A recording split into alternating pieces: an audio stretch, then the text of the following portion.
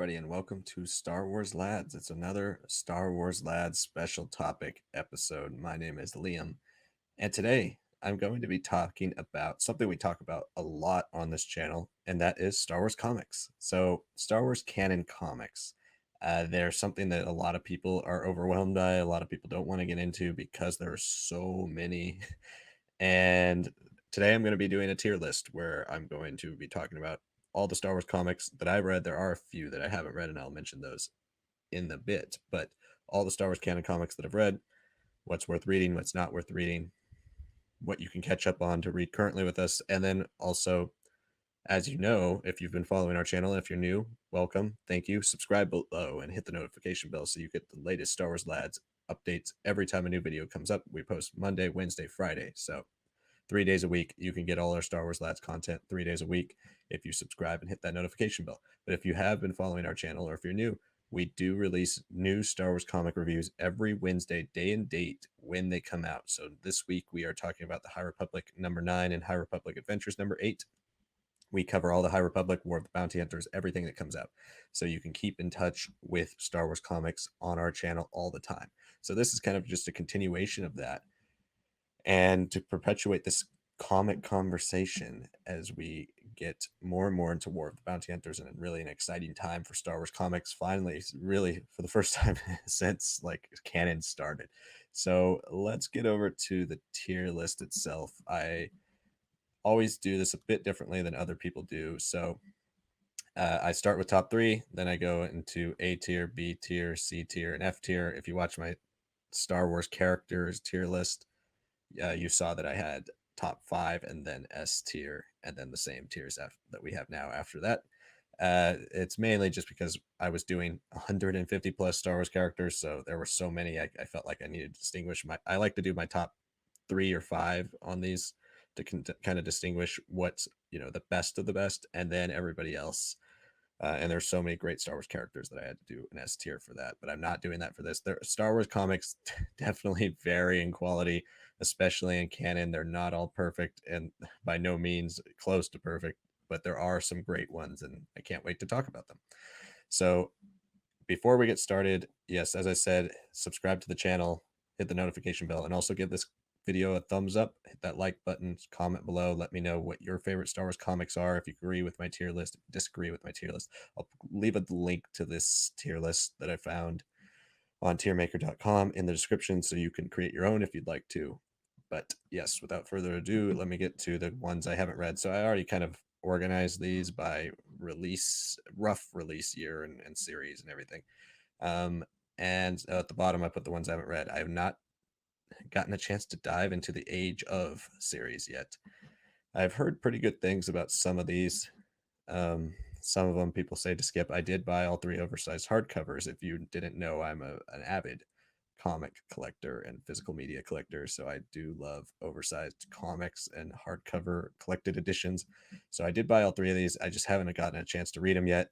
They're just kind of like, they're canon, but they're not super important for the connective tissue of the entire Star Wars universe. So they're more one-offs. They're all one-off issues about different characters, and so I'll get to them eventually when I have free time. But I'm actually looking forward to that one probably the most out of all the ones I haven't read. I also haven't read TIE Fighter, which mainly is because, as I said, I'm a physical media guy, and TIE Fighter's been out of print for so long, and it's extremely hard to find, and it's expensive on eBay, and I don't understand why, but it is out of print. So that's the main reason I haven't read that. And then these last 3, Jedi Fallen Order, Dark Temple, The Galaxy's Edge anthology, I believe it is, and Vader Dark Visions. I just not heard good things about either of these, so or any of these 3, so did not read those yet, but they are on my list. Once I find copies of them all for relatively cheap, I'll get to them.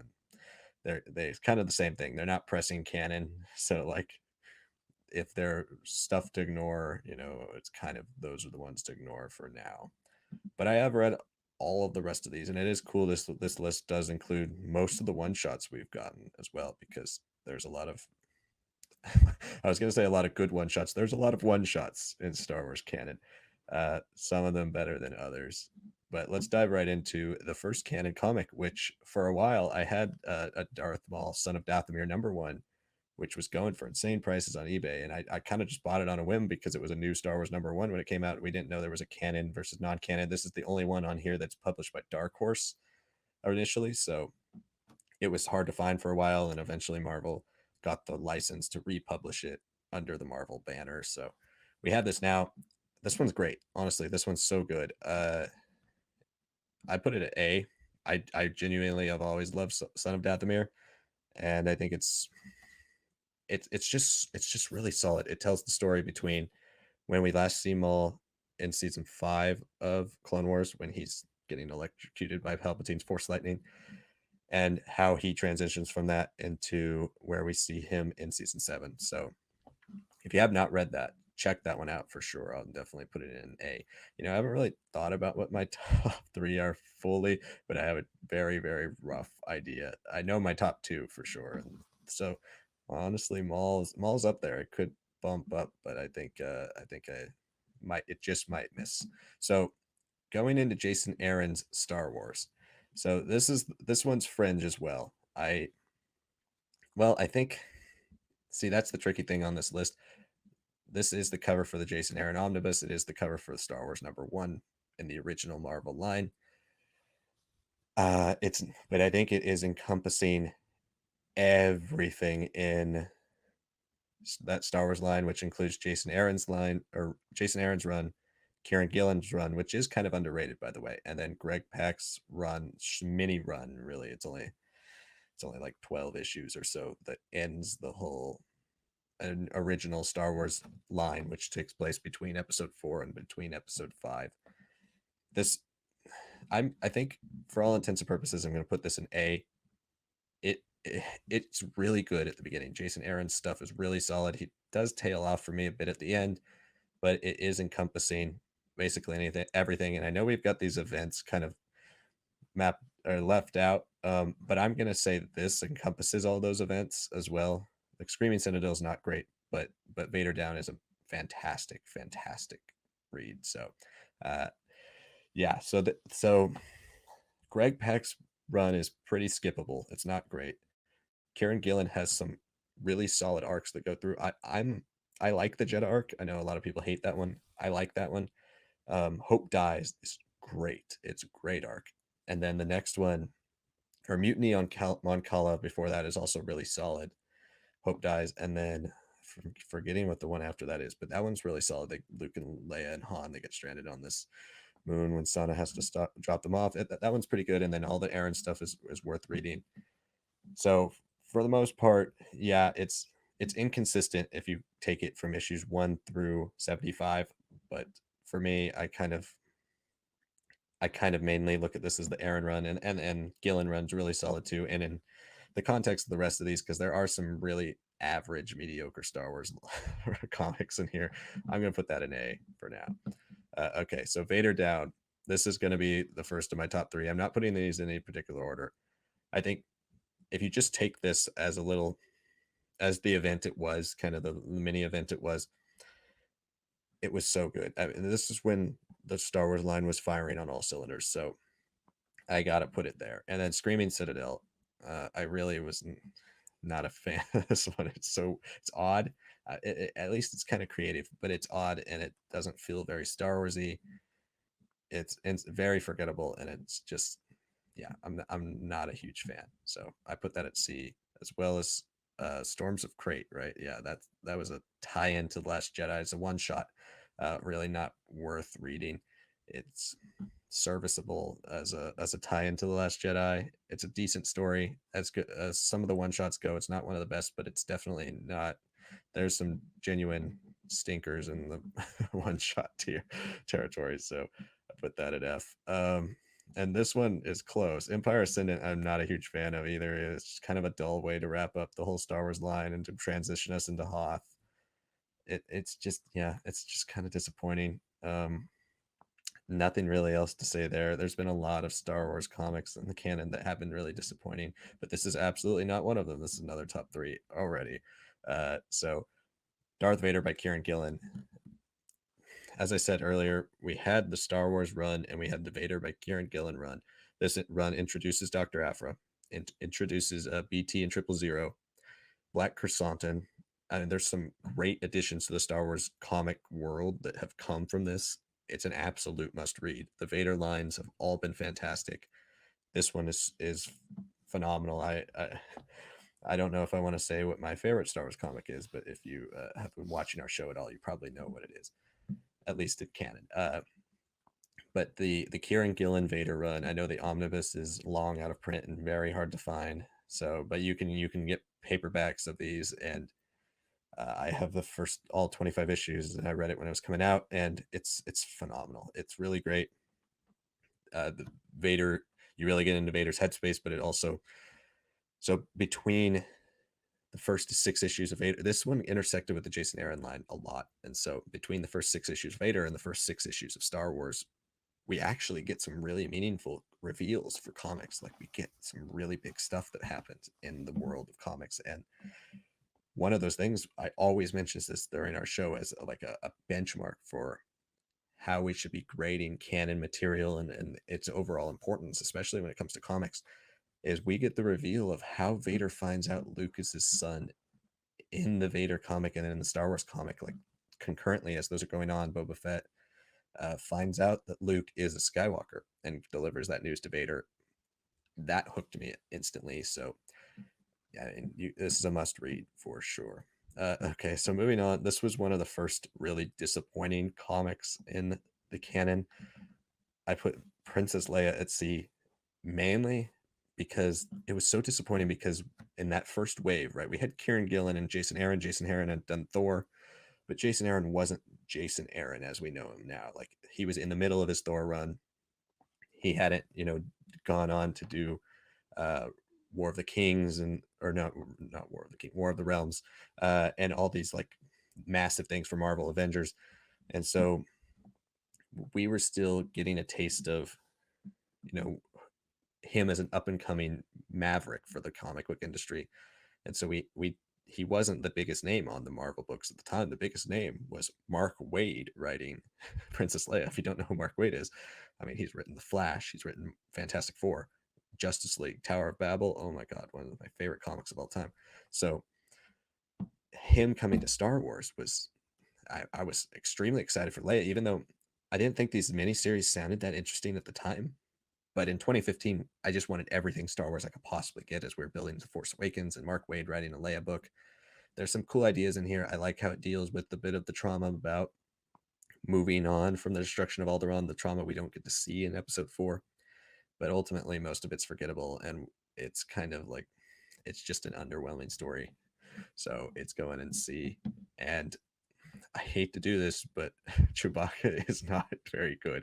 It's when I say these are forgettable, Chewbacca is one of the most instantly forgettable. He doesn't talk, right? So he only growls. So it's mainly the story from this perspective of this little girl that never comes back. She's not useful at all.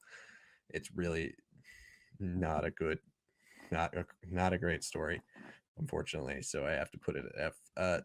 So this one is decent. C3PO one shot.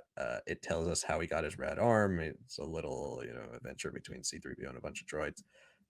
I'm not the biggest fan of it, but I think at least it gives us some type of like important story. I guess if you want to say the red arm's important, but yeah, at least it gives us some connective tissue that we can hold on to. Now, probably the biggest surprise of early canon was the Kanan series. It's 12 issue. I think it was, you can correct me if I'm wrong in the comments, but I believe it was supposed to go more than 12 issues and ended up getting canceled.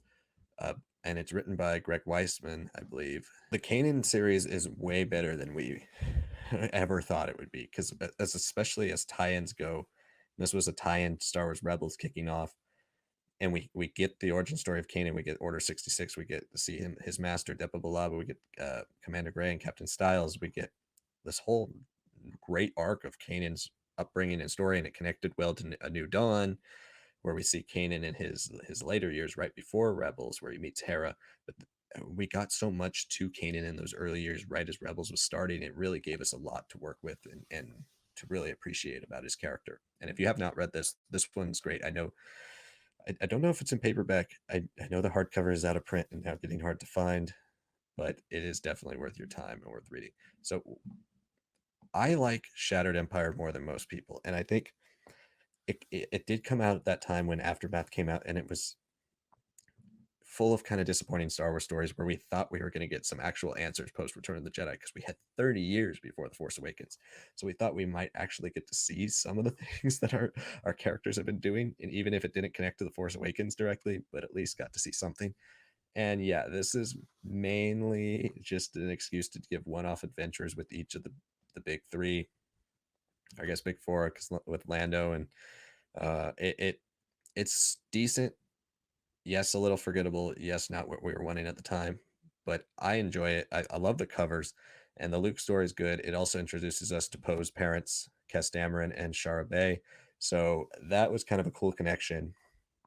And yeah, I think I enjoyed this one more than most do, but I do understand a lot of the criticism about it. So I'm going to put it in B because it's not quite like a great book, but it's worth your time if you've read all these ones in A and my top three. But Lando, absolutely the biggest surprise of the first. This came out in 2016 or 17, so within the first 2 or 3 years of canon comics, we got the Chewbacca one. As I said, we got the Leia, we got Shattered Empire. A lot of these miniseries were really underwhelming, and Lando came in, and it was written by Charles Soule, and it just knocked your socks off. It was great. It was about them trying to steal Lando and his crew with Lobot, who's talks, and we get to actually see Lobot's backstory.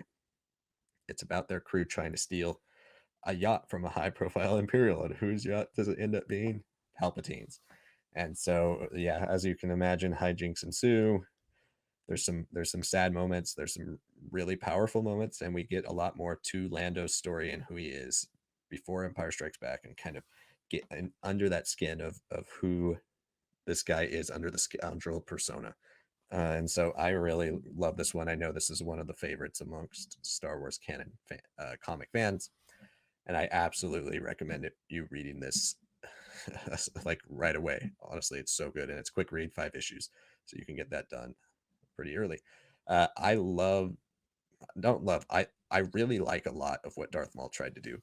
It was a good. It's like, as the miniseries go, it's good. It tells a solid story, a complete story, and we get to see those early formative, not formative years, but like pretty early years of Maul and his bloodlust for power, and bloodlust to kill a Jedi, and just the slow emergence of the Sith. We start to see that, like, you couldn't hold this guy back any longer from where he is in Phantom Menace. So I think maybe it's not ultra relevant to who Maul's character develops into with Clone Wars and Rebels, and maybe eventually Bad Batch, and where he is in Solo and all of that. But this is Maul in the early years when he's just mad for blood, and I think it's a pretty solid one.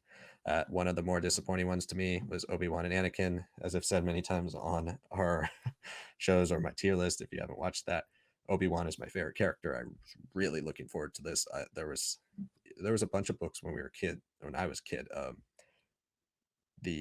about Anakin, I think they were called the Jedi Apprentice books, and I read those growing up, and they took place between episode 1 and 2, and I really wanted more stuff between Obi-Wan and Anakin, between 1 and 2 in canon. Hopefully we get there one day, but this series was just super underwhelming. It does give a really interesting nugget that I've always loved to talk about, where it dives into the relationship of Obi-Wan's promise to Qui-Gon, and he even says in this comic that he's willing to leave the Jedi Order if Anakin was to, because he promised Qui-Gon he would protect this boy. And so I thought that was a cool nugget. But it's written by Charles Soule. It's definitely probably my least favorite thing he has written for canon. But yeah, it's kind of underwhelming and just not really worth your time, unfortunately. The Han Solo one. So this one's tough. This one's between B and C, honestly, because it's not. I wouldn't say it's disappointing at this point. By the time this came out, we'd gotten used to how these miniseries were. They really gave nothing of value to the overall canon, but some turned out to be fun reads, some turned out to be slogs, especially if you're reading them weekly like I was. But Han isn't terrible.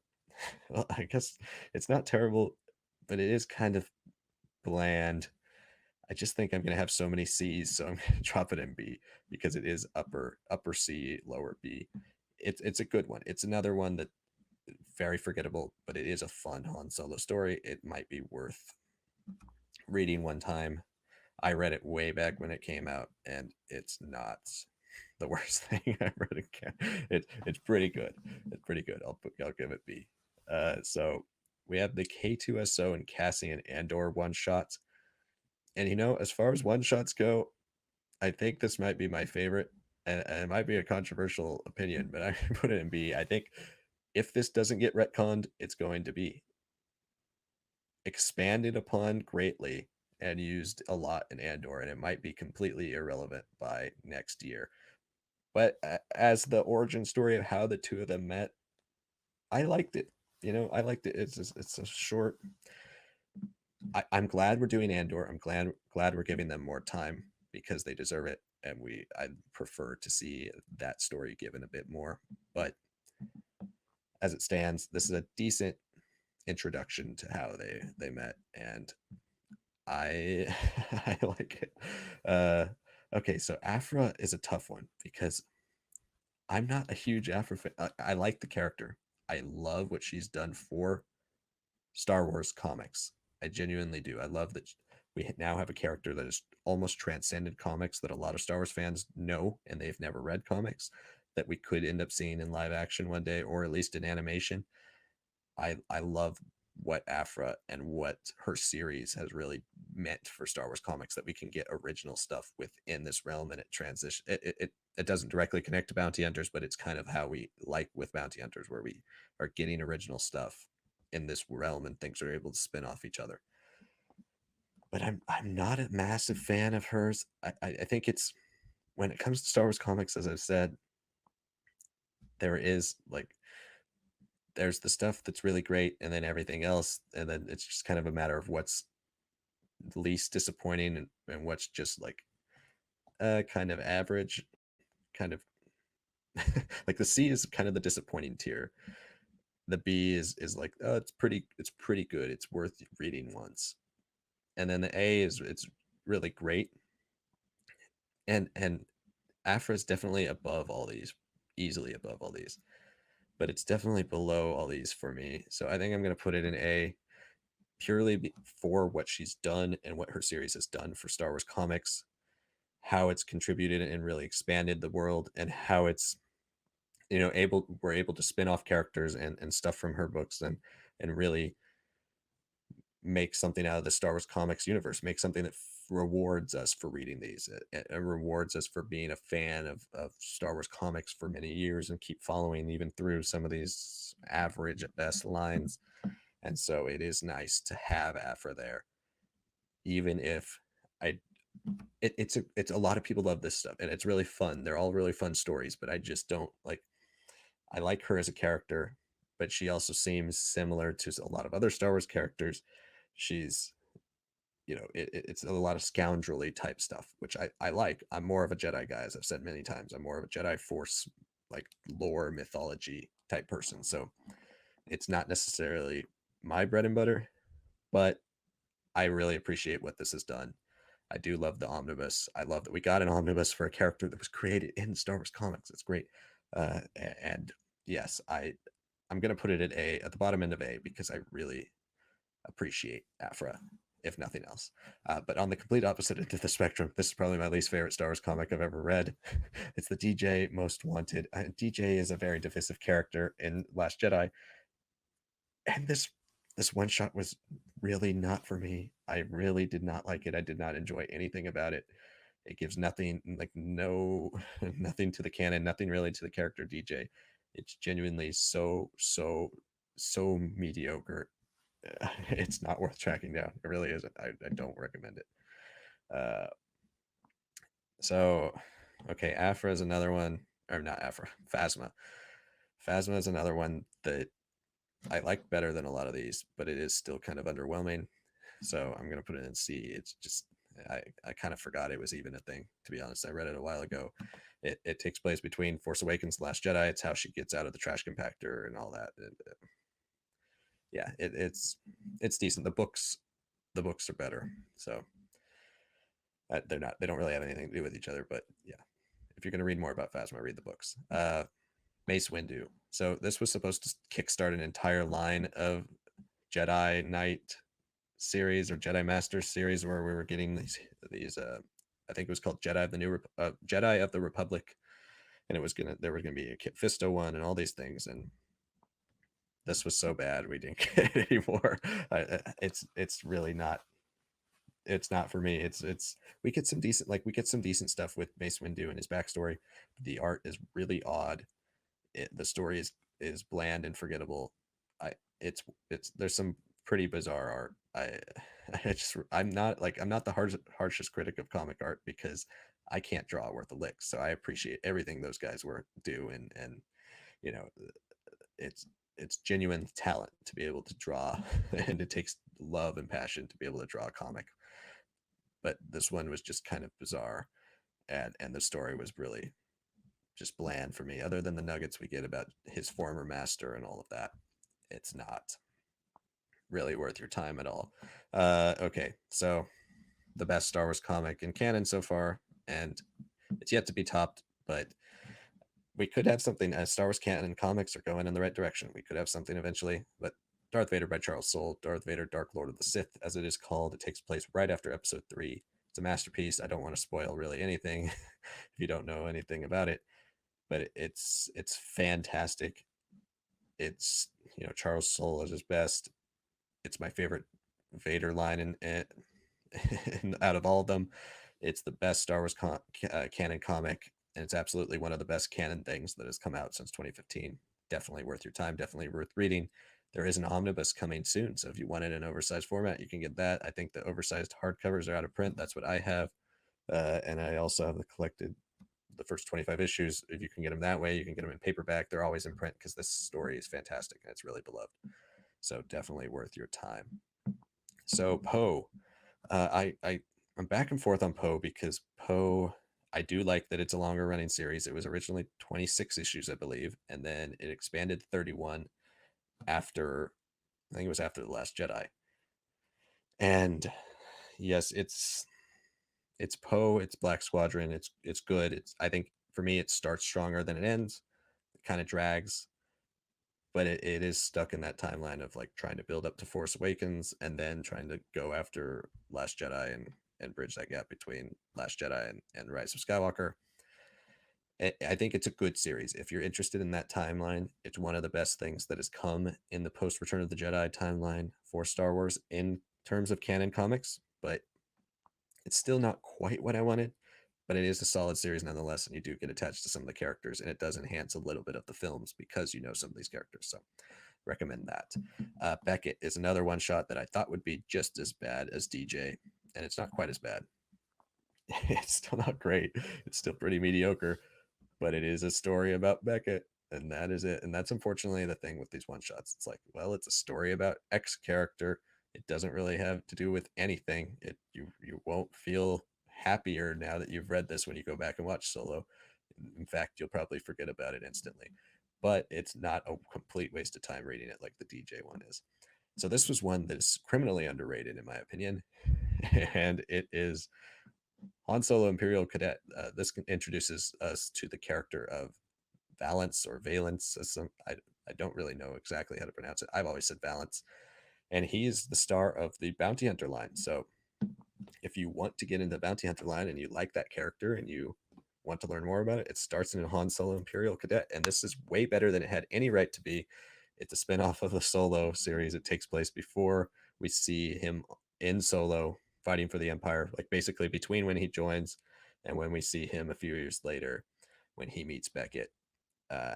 It's really solid. It tells how Han climbs through the ranks and his disciplinary problems and his way of getting around Imperial codes and yeah, it's a really fun book. I actually really recommend this. It's better. It's definitely better than this Han book. Honestly, it's one of the upper books for me in the B tier. None of these are in order, but I just kind of dragged it up there because I would rather you read this. If you're looking at the picture, I'd rather you read this than some of these. But yeah, it's actually way better than it has any right to be, and I'm gonna put it there. So Lando Double or Nothing is pretty bad. Not gonna lie, it's not. I don't know. I just don't. don't really enjoy this one. It's a very boring Lando story, and that should never be a thing. Lando should always be ridiculous and crazy and exciting and fun, and it's just a kind of a boring story and kind of self-referential. L3 is a big part of it. If you see my other tier list, I'm not a huge fan of L3, so I might drop it an F just because most of this stuff is not F. So I think C will be getting bigger, and I'll keep F there. Target Vader. This is another C. It's actually closer to B than most of these are. Like it's around the Phasma territory, but it's still not great. Again, it has Valance in it, who is Imperial Cadet. So you read Imperial Cadet and then you go into Target Vader. It's a very simple story about a bunch of bounty hunters trying to take down Vader for a bounty. Yeah, I mean, that's about as basic as you can possibly get in Star Wars. It's like, oh, let's find a way for bounty hunters to go after Darth Vader because Darth Vader sells. And this was in between when we I can't remember if it was in between the Gillen and Soul runs or if it was in between the Soul and Pack runs. I think it was in between the Soul and Pack runs. We got this, and then we got Dark Visions, which I didn't read because I've heard it's not good. But but Target Vader is worth your time, at least especially if you read all this other stuff up here. Target Vader is worth your time, and if you like bounty hunters, the bounty hunters line, if you like the Valance character, absolutely worth reading in that spot. You won't regret reading it, but it's not like a must read or anything. So I'm putting it at C. It's pretty average. So the Rise of Kylo Ren is one I go back and forth on a lot, and I'm gonna put it at the highest part of B. Right there. Okay. It's Charles Soule's again, and what we got here, Charles Soule gives us phenomenal stuff. It's really, really, really good. Like I think I got what I wanted out of it, but I also wanted more. Like I think that's the problem with a lot of these miniseries, and it was the problem doing this as a miniseries. And I hope we get this in at least. I'd love it in film with a Luke story and on television, but if we don't get that, maybe we get an animated series or at least a longer form comic or some novels, something that gives us this full story fleshed out because it feels so condensed, it feels so quick, it feels so fast, and it's one of the most interesting parts of the sequel era. Yeah, the sequel era, and it's one of the most interesting parts of that 30-year gap. And so I really, really, really want this expanded. I mean, let Charles Soule write a novel. He wrote Light of the Jedi. It's one of the best canon novels. Let him write a novel about Kylo Ren and let him write that transition. And we get to see it play out over 2 or 3 books. I mean, yeah, if we get this expanded, the story here is really solid. It's just too fast. So that's why I would drop it at B. I think it's absolutely worth reading if you're a Kylo Ren fan. It's just not it's not fleshed out enough for me to put it in A, but it's close. It's close. Allegiance. So this one's also not terrible, but I have so many C's, and I think this is worse than a lot of these other C's. But it's not quite those comics bad. I'll give it C just because it is inoffensive, but it's just so boring. It's so average. It's representative of what they were doing at this time between these like Journey to timelines, and we got some genuinely good novels in the Journey to The Force Awakens, Last Jedi, Rise of Skywalker timeline. But the comics were always just so basic. It was always such a letdown with these Journey to lines. I I kind of want to just drop it into F for that because the Journey to the Rise of Skywalker, I mean, the Rise of Skywalker marketing and build up and everything was very disappointing. They really did not believe in that film, and they didn't believe in any of the stuff building up to it. And so, yeah, it's really kind of a disappointing book, and it just doesn't feel necessary to read. So I'm gonna drop it in F, unfortunately. But back to the good stuff. We have Charles Soule's Star Wars, and so all these next ones, none of these series are done, so it is kind of premature to put these anywhere. But I really want to put his Star Wars at A because I think by the time it's over, it's going to be an A. It's really good. It's really, really good. The first arc I really liked. The second arc was pretty good, and then now we're in War of the Bounty Hunters, so it's a lot of tie-ins and filler. But once we get back to the Lando stuff and all of that, it's I love what he's doing with Lando. Obviously, he wrote this Lando book, so he knows what to do with Lando. So I love what he does with Lando. I love the angles he's going with Luke, and I want to learn a lot more about how Luke becomes more like he is at the beginning of Return of the Jedi, and I think we're going to eventually see that. I like what he's doing with Leia and the Han stuff. War of the Bounty Hunters is great. So definitely putting this at A, and it's definitely a little bit premature. It's not close to being done, but I think it will be there. And from what we've gotten, it's like between an A and a B, and it's mainly just because the War of the Bounty Hunters as stuff as tie-ins kind of drag it a little bit, at least the pacing. But other than that, it's way better than most of this other stuff. So I'm gonna put it there. Bounty Hunters is very surprisingly divisive. I think the original stuff in here is not that interesting, but at the same time, it is an original Star Wars comic. It's a solid line, and I've enjoyed reading it. It's probably yes, it's definitely my least favorite of the four ongoings between Star Wars, Vader, Aphra, and Bounty Hunters. But is it bad? I know some people think it's bad. I've yet to think it's bad. I've enjoyed the other Bounty Hunter stuff. Yeah, I guess Valance's personal life connections aren't that interesting, but when he's teaming up with Dengar and stuff like we are now, I enjoy it. It's fun. It's fun, and it's better than a lot of, a lot of this other stuff, as I said. So I think it's worth your time right now. I we can only see how it ends. If it ends disappointing, then I might go back and say skip it. But I think right now with this ties to War of the Bounty Hunters and everything, it's worth your time. And this Vader line. So the first arc is fantastic, absolutely phenomenal, like easy A stuff. The second arc was decent. And right now in the War of the Bounty Hunters, I think Vader is getting hit the hardest. Its pace has just climbed to an absolute screeching halt. It's kind of sad because the such momentum before that in this first 12 issues or so, 13 issues. But I too am going to put this at A. Just the past history of Vader. Obviously, two of the top three are Vader comic runs, and the other one is a tie-in that heavily features Vader. So it's a little event that ties in with the Vader line, and the Star Wars line heavily features Vader. So yes, these are it's everything great in the canon has been Vader, and this started out so well, and I think we'll probably finish well. Greg Pak is an amazing comic writer. I know his Star Wars line, as I said, didn't finish great, but I feel like that was more of the constraints put on him by the. I mean, I don't know the story, but it seemed just super rushed. It kind of uninspired and rushed. This seems like he's actually telling a story he really wants to tell. If you ever read Planet Hulk or World War Hulk, you know he's a great writer.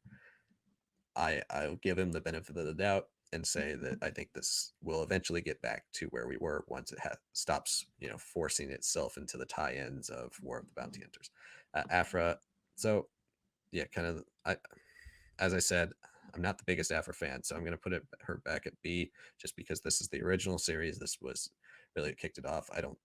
For me, Aphra's kind of maintains the same level. It's never bad. It's never amazing.